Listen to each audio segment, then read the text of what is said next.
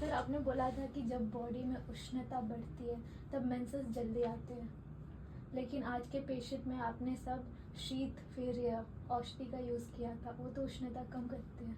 जब बॉडी में उष्णता बढ़ती है तो मेंसेस जल्दी आ सकते हैं, और जब उष्णता कम होती है तो डिले हो सकते हैं। तो ये चेंजेस सीज़न के हिसाब से भी हो सकते हैं।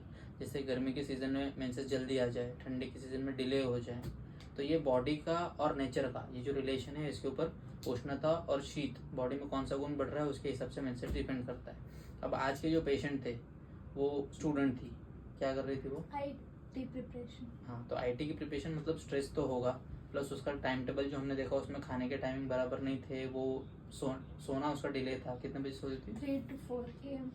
3-4 बजे सोती थी। तो रात्रि जागरण की वजह से रुक्षता बढ़ रही है। फिर उसके बाद और एक मेजर रीज़न था उसका वेट कम था। कितना? 36 kg था। तो मतलब यहाँ पे हमें क्षय दिख रहा है। तो हर बार जब आर्तव मतलब मेंसेस जब आए उसके लिए उष्णता बढ़ाना यही एक उपाय नहीं होता है। कभी कभी हमें रस और रक्त धातु क्षय की वजह से भी हमें मेंसेस डिले होते हैं, ऐसे दिखता है।